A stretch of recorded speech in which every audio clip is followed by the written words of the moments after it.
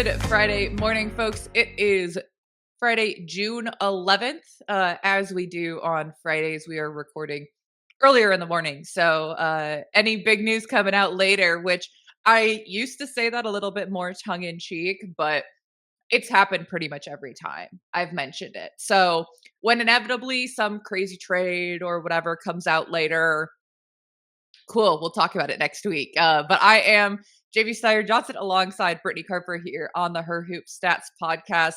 And Brittany, we were just talking before we started recording, and it's been nice to get a little bit more digestible of slates daily, where we're sitting down and we're saying, okay, the 2 games yesterday, as opposed to how do we talk about 5 games? How do we talk about, these 3 games that all happened at the exact same time? The camp day games definitely help spread things out some. So big fan of that. Me too. I always love a day basketball game.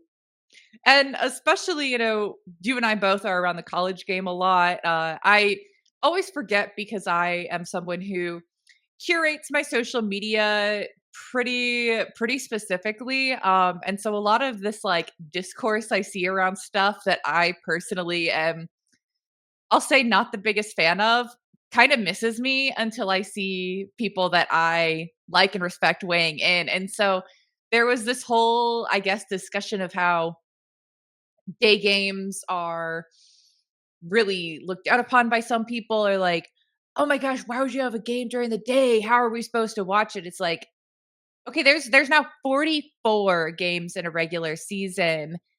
You can watch it later. You're going to have stuff going on in the evening sometimes. And then talking about how, like stakeholders and season ticket holders have in some cases a distaste for it, again for the same reasons. And I can pretty confidently say for myself that I feel like you're more than likely on the same page, having seen the environment at these camp games for college basketball. There it's school games because school's in session. It's incredible. You have these young people, many of them would never have the ability to go on their own, or just wouldn't have the chance. Like their family just wouldn't be really tapped in like that. And so you have all these kids who are just excited to be doing something different because that's how kids are.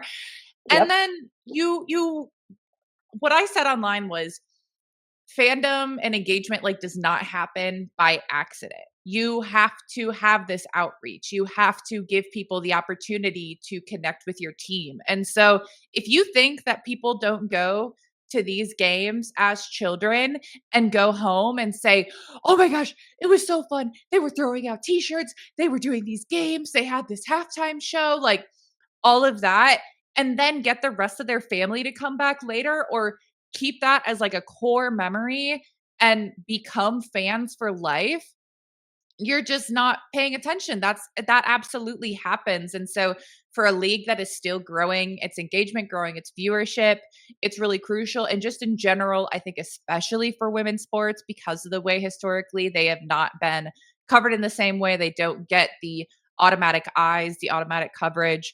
And that kind of affords you the opportunity to do these sort of different things as well. They're just, I mean, they're one of the greatest things about sports, especially women's sports. It's kind of a women's sports thing. And so it was kind of wild to me to remember that, oh yeah, I guess people have reason that they're against these, but logically speaking, even from a business perspective, I feel like it would be a positive. I agree completely. I hope they never go away. Just because, like you said, there are so many young eyes that won't get the opportunity to attend a game, and then that's how you grow the game at a young age. Is these boys and girls go home, they become fans of this team or players, and they follow them, and they get their families to maybe come back to a game, or maybe they just start watching them more. And so I know, like you said, the education games at the college level, I have seen it grow at Illinois State, especially. I mean, this last year they had over 8,000 students in the stands. And those kids go home, they share those memories with their families, they become fans of the team and the game. And I think where the league is right now, it's still so crucial and important that they have these, so the opportunities to continue to get engagement at a younger level happens. And so I don't care how much the league grows and the next 5, 10 years, I hope it's still a thing that continues because like you said, the opportunity isn't always there. And so when you give the chance for these kids to come to the game and become fans of the league and the team, it just, it helps it to continue going forward.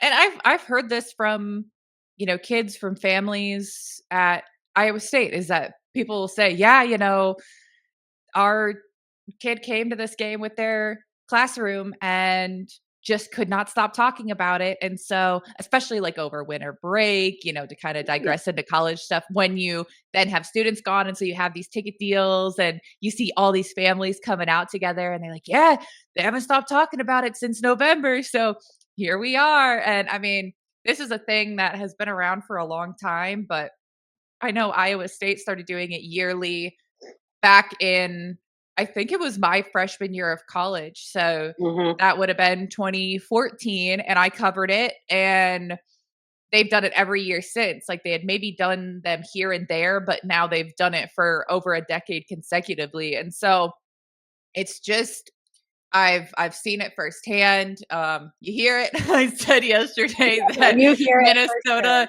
is gonna need their hearing checked after consecutive camp day games. Yes, yes. It's always unfortunate the visiting team that has to play in those games, but I mean, again, they'll love them.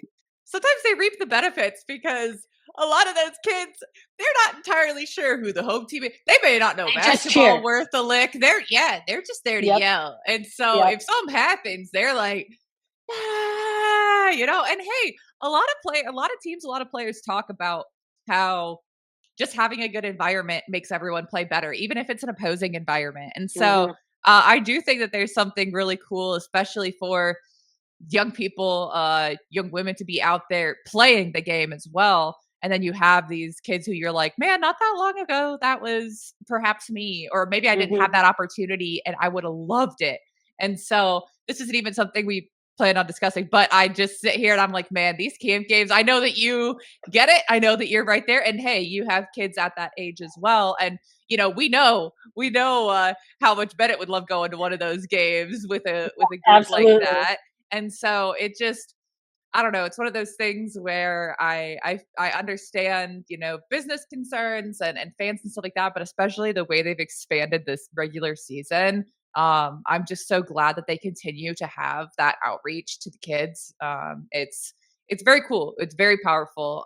And they got some really good games out of it as Yeah, well. Cause I mean, we just had the two games last night or yesterday because one of them was not last night. yeah. It was, in fact, a day game.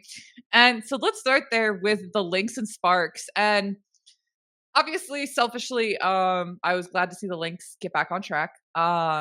They still are kind of figuring some stuff out. I think there's just such a major fatigue factor. Cindy and I talked about that yesterday, how they are on just a monster stretch, as far as two different back to backs, having the Commissioner's Cup in there as well, 9 games in 16 days. Like, that is tough. But I think the biggest thing I took away from that game for Minnesota was in those stretches, it's not an option, it's a necessity to play your bench.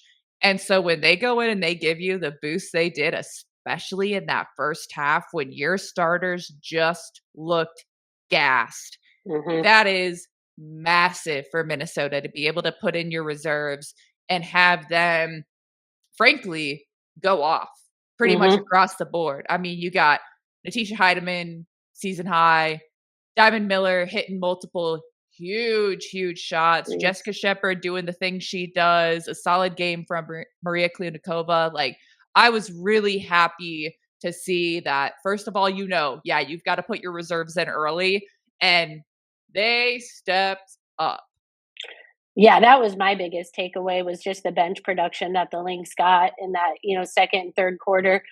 They came in, they really made the difference, I think. And for them going forward in whatever the rest of their season and postseason looks like, that is the key for them. They have to get that production, and over the course of a series in a postseason playoff game, you're going to rely on that a lot more because your starters can't give you 35 plus every game and expect a production at the level that they did. So that was my biggest takeaway, was just the bench. And then you saw in the fourth quarter, I mean, going into the fourth, they were up 80 to 53, and they still had some of those players in. Then the Sparks kept cutting it and cutting it. And then you go back to what is a very solid starting five. And then you see they keep it at that kind of 9, 12, 14 cushion. And so, that to me was just kind of the complete. But I also thought just the defensive effort Mhm. that they had. I mean, they were just all over the place. I think they limited the Sparks to 4 offensive rebounds, which I thought was really critical, and the turnovers they forced. And that's Mhm. the thing. I mean, that's why the Lynx lead the league in defense, because they are so good at the rim in terms of not fouling. They're always straight up, but they swarm to the basketball and they make it really difficult. And to me, besides the bench, I just thought the defensive effort from everyone that played on the Lynx was really the key too. And we've talked at points on this show about, you know, officiating is inconsistent at best. And this game I felt like was pretty loose. There were not a lot of fouls called. No. Frankly, especially the way that the Lynx defend, to have 11 fouls in a game is pretty wild. And on the other side, LA was only called for 15, with 5 of those coming on Derek Hamby. So like it was pretty much across the board. And the thing is that when that happens and that is established very early on, uh, you then can kind of cater to that. You can say, okay, if this is the way we're calling it, then we're going to play to it. And it's funny, especially because, Alana Smith got a really early technical because she was unhappy about a foul call. That was her only Hmm. foul of the game. Cheryl Yeah. got a really early technical. And after that, it was just like, all right, moving on. And so, they ended up with 13 steals, 6 blocks. I think a lot of the blocks are generally fairly clean. That's been a Hmm. pretty big point by the officiating crews this year, is to try to watch for, I think, the illegal blocks. But definitely a moment where you look at it and you say, well, you just play to whatever you're allowed to do in that game. And so it got pretty physical at times on both ends of the floor. But I also think that you see this really competitive nature between both of these teams, because LA is a team that I do think will play into physicality very well too, because you have, players like Dearica Hamby, who, like I said, she was the one who got dinged for a bunch of fouls. Hmm. But Kelsey Plum, yeah, she's like, great, let's get after it. And Rakia Azare. So I thought that it was a well played game, despite the fact that I don't know that it was the most well officiated game. Hmm. And they didn't let that dictate the entire like pace of the game, the entire vibe of the game, for lack of a better word. After the beginning, when it was a little bit contentious and they were a little bit frustrated, everyone just kind of took a breath, said, okay, I guess this is the way this is being played today. And then we ended up getting a very, very exciting game where you had a couple of teams that are just fighting out there, Hmm. in every way, but like the most literal sense. And so for a Minnesota team that was showing, I think, the most fatigue from the 3-point line, where, yeah, if Kayla McBride is 1 for 9 from 3, she's tired. They're Hmm. 10 for 37 as a team. They're tired. And so then LA is taking advantage of that. They shoot nearly 50% from 3, they shoot over 50% from 2. I think every time I watch LA, I feel like they are just this close. Like, they played a great game against the Fever recently. They have taken such great strides, and I'm just waiting for that final piece to click. I think that adding Julie Von Lowe is massive. She had a really, really solid game yesterday.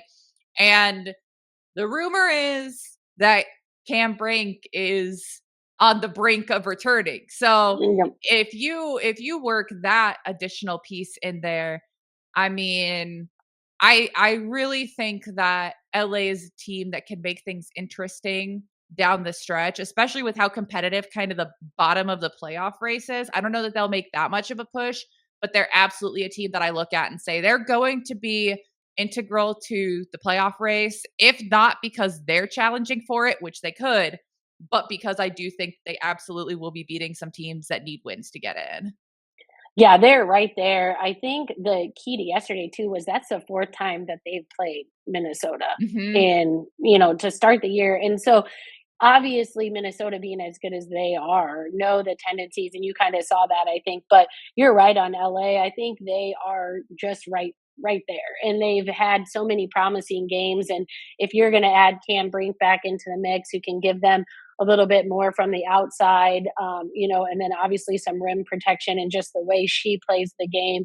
But I think if they shore up their turnovers, Mhm. that game's a very different story because Mhm. of the way they did shoot and the volume at which they shot it. But I think when you're affording, a team 22 more shot attempts, that's almost impossible to overcome, no matter how well you shoot the basketball. And so I think if they're able to shore that, I thought Kelsey Plum could have been a little bit more aggressive on the Mhm. offensive end, but I do think you did note that McBride was 1 of 9 from the three, but I also thought she did a great job of guarding Plum. Now I know Kelsey was 4 of 7 she had, and she ended up with 12 assists, but I just thought the way she chased her, kind of made it difficult for her to actually hunt her shot a little bit more.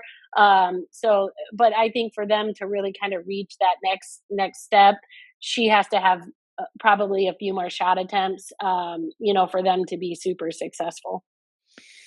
Agreed. And my last point here on the Sparks, I didn't record within a few days of the reserves coming out for the All-Star game. And so I don't want to belabor this point too much as far as like specifically the All-Star game goes, but I do want to highlight Azurá Stevens. I've talked about her before.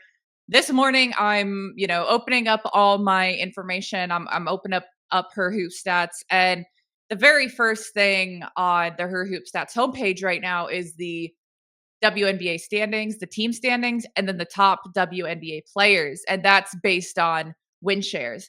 And in that list are, I mean, a lot of the top players in the league.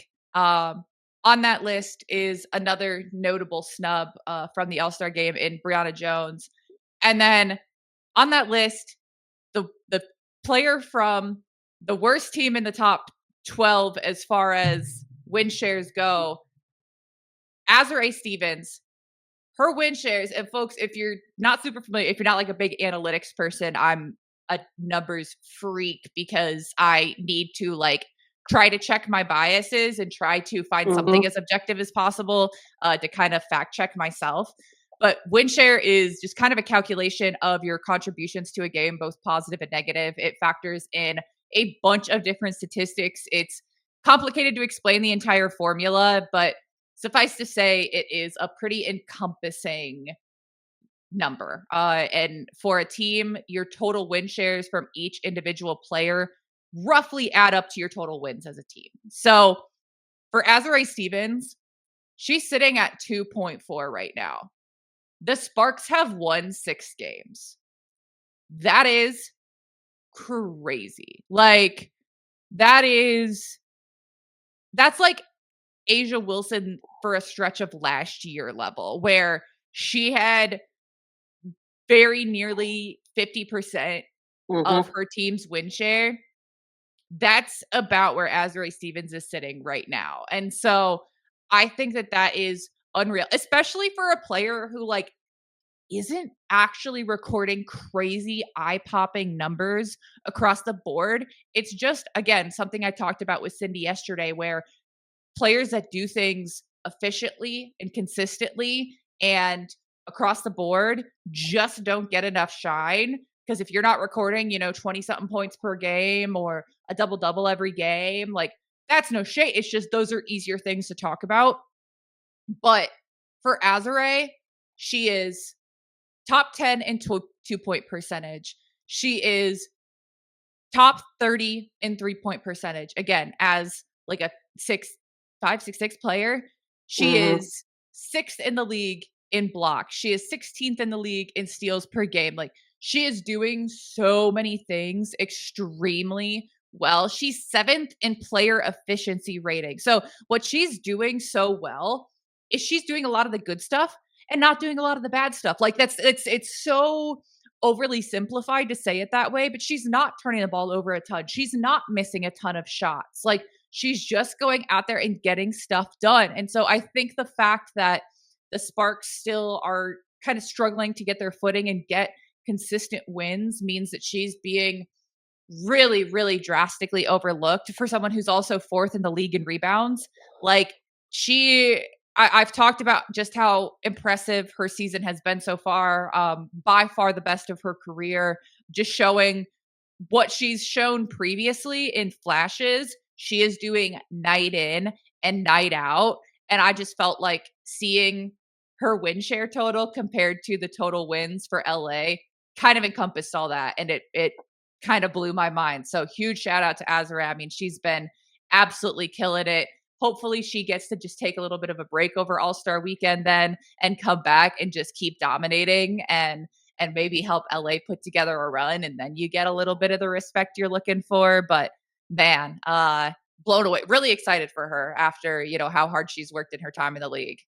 Definitely. And, when I was listening to you and Cindy yesterday, definitely what you guys touched on is just how a player like Azari Stevens kind of flies under the radar, or, an Angel Reese, like you were saying, because if you're not putting up the eye popping numbers, or you're not making the eye popping plays, the general fan isn't necessarily recognizing that and appreciating that. But the basketball people and the junkies and the nerds that really get into the weeds of things do. And so for her, I mean, she's just improved in almost every statistical Yeah. category. And so for her, she's probably now in the running, I would say maybe in the most improved player, Hmm.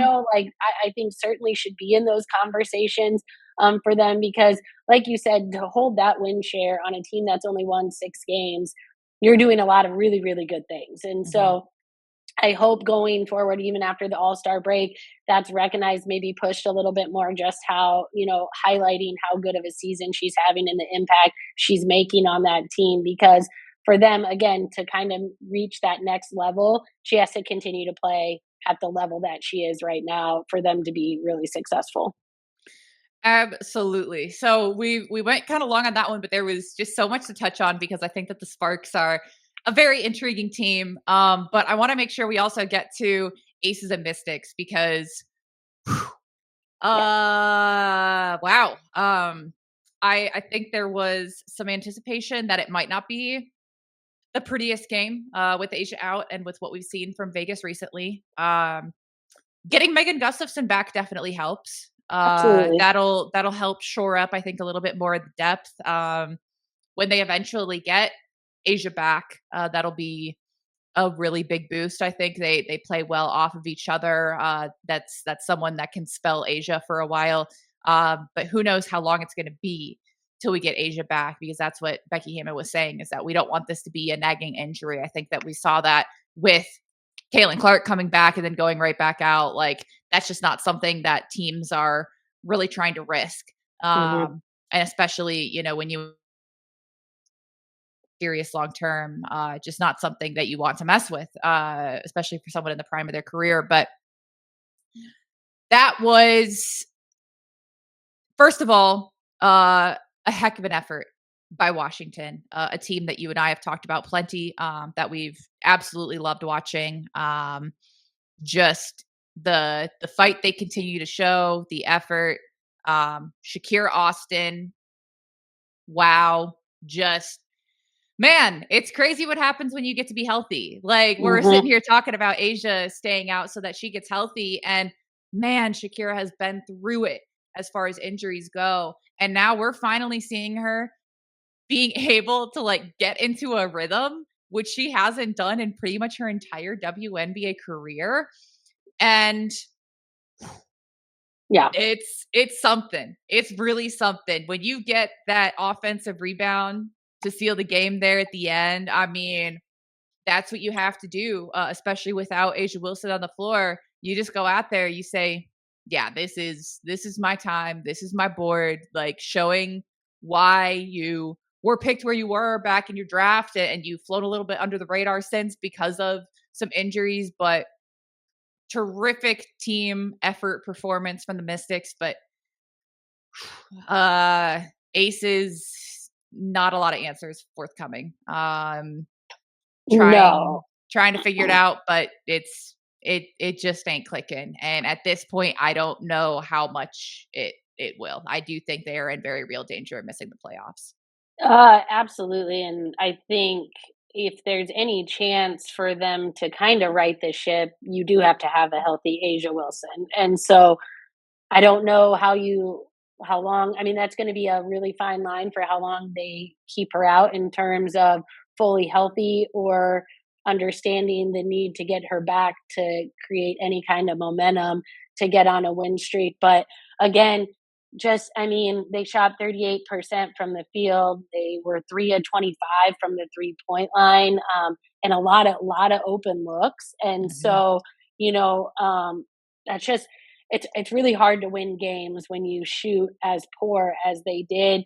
And then, they built that lead. They were up 66-58 with, I think, 3:58 to go. And you touched on Shakira Austin's offensive rebound, but they also, right after they had that 8 point lead, they gave it, I think Brittany Sykes got the offensive rebound, gave it to Citron on the wing. She drove an Mhm. and one. And then that was kind of, the momentum there. And so the inability to rebound the basketball really hurt them down the stretch too. And then, the missed opportunities at the rim, for the Aces, just in a moment where they had the opportunity to keep it at 4 or 6, and then they're missing the layups, and then Jackie Young late, and they get those offensive rebounds. And that last one, when Chelsea Gray gets that rebound, and she drives the lane, and if you would have paused it within about a 5 foot radius, there's 3 players on top, Aces players, and so, and I understand she's driving to the rim, and maybe they think she's going to try to shoot it and go for the offensive rebound, but she had absolutely nowhere to throw the basketball. And so Mhm. not only was it just a critical time in terms of there was no spacing there, but they just didn't even get a great look after they were able to get the second offensive rebound. And so just a really big missed opportunity, for the Aces. I feel like they had so many chances to seal that game, and just one rebound away or a defensive stop, and they just weren't able to really do that. But credit to the Mystics, just sticking with it. They you know just grinded it out there. They were down double digits in the second half, Mhm. and just kind of kept doing what they do. And, I think Sykes had that big baseline jumper too. And, but yeah, Shakira Austin, I think when she's healthy and just plays at that level, they're a different team. So, it wasn't the prettiest game to watch, but I think definitely some momentum for that Mystics team in a close game, able to pull that off at home, is really going to propel them. Absolutely. And I mean, yeah, like you said, not always the prettiest game.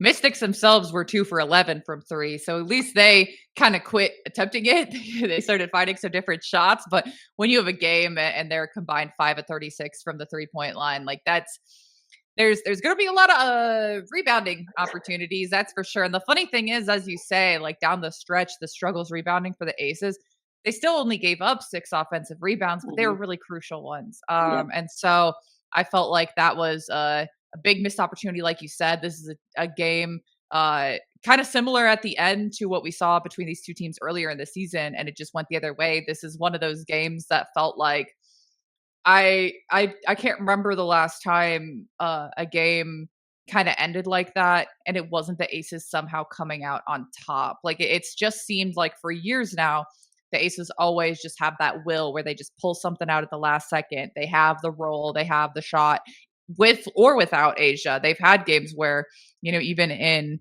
like the finals where she was out, they still figure stuff out, and so it's tough when that's sort of your situation. And you're going there and you're saying, "Yep, Asia, you're going to be sitting for a little while. It's not just that you're on the bench and we're having to figure stuff out without you. It's that you are not going to be available for a little bit here.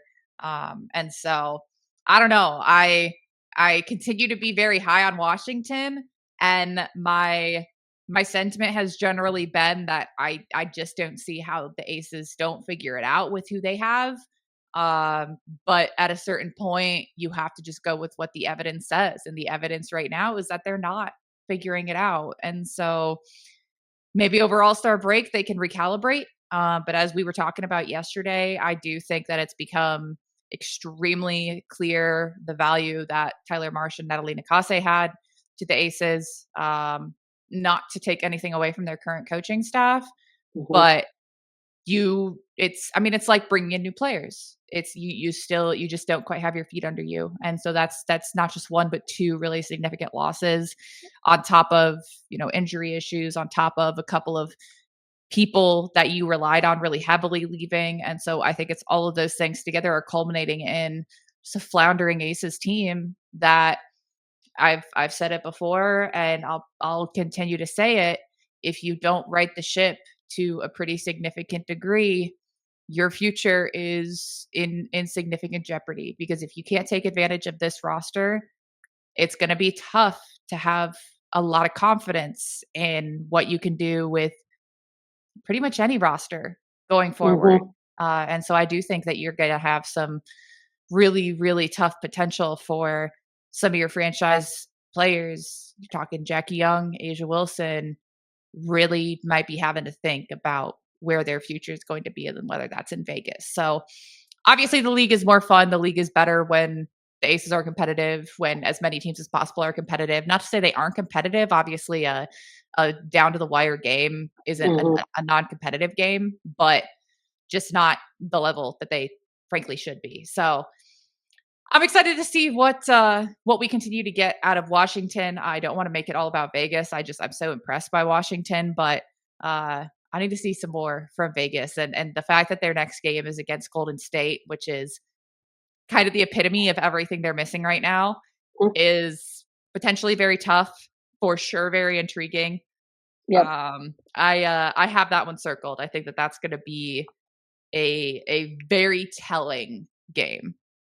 Absolutely. Being at home too, you wanna make sure you kinda try to get right there, I think, and yeah, like you said, there that game is against Golden State is everything they're not right now, and so you're really gonna have to up what you've done to this point if you wanna make that a game, because Golden State has no fear. They don't care where they play, they don't care who they're playing, and, I think that's just gonna be a really, really big test for the Aces at home, and, I think they need like we say, a lot more answers than questions in this little stretch. But I like that game as well, just to kind of see what their response is after definitely a disappointing finish out in Washington.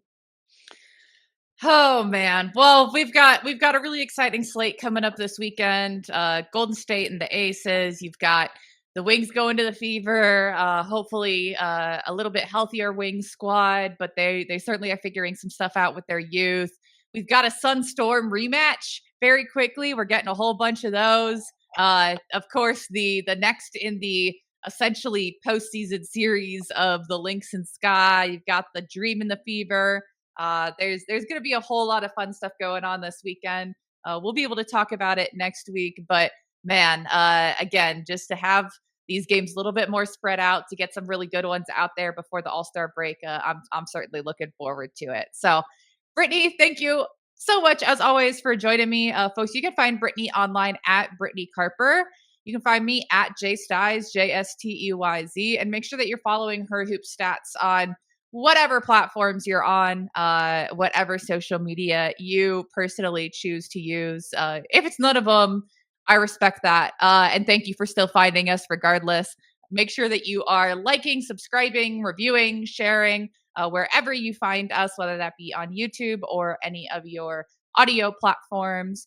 We really, really appreciate you tuning in, engaging, sharing. We couldn't do what we do without you guys listening. So definitely appreciate it. We will be back next week with another full week of hoops discussion, mostly hoops discussion, a little bit of digressions, but we'll keep it as on track as we usually do. So, whatever that may be. Thank you so much for listening to the Her Hoop Stats podcast.